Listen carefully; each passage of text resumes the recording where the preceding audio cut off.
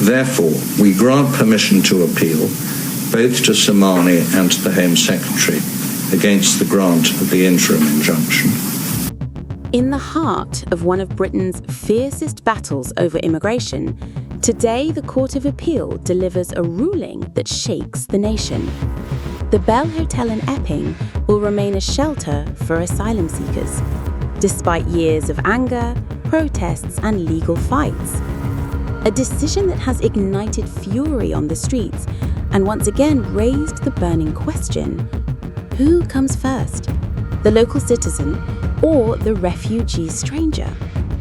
Stay with us as we uncover the full story, from the courtroom to the angry streets of Epping. But before we get started, if you find value in what we're doing here, lend us a hand and subscribe today. Thank you for your support. Outside the Royal Courts of Justice in London, cameras rolled as Lord Justice Bean read the decisive ruling. His voice was firm, describing the previous injunction as flawed and misguided, and declaring victory for the government and Home Office. Meanwhile, back in Epping, the atmosphere was tense. Police patrols tightened around the hotel, bracing for unrest.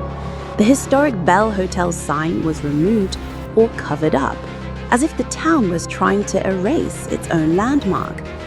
Union Jacks and St. George's flags waved in the hands of angry protesters. Heated exchanges erupted between locals and police, exposing a community on the brink. The battle over the Bell Hotel has raged for years, but this ruling has turned it into a national flashpoint.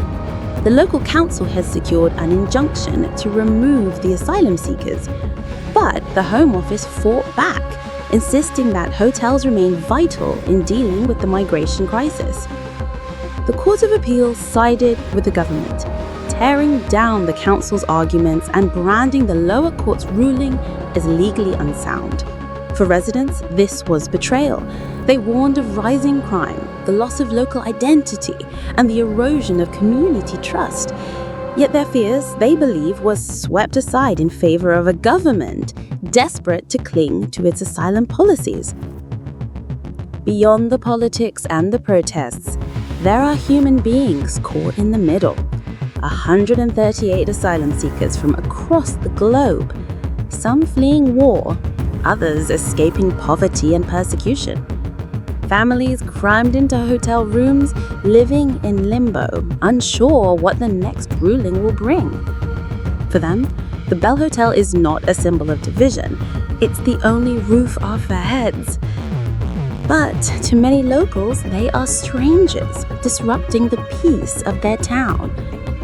It is a painful human standoff, a community fighting to protect its security against people fighting for the right to simply exist.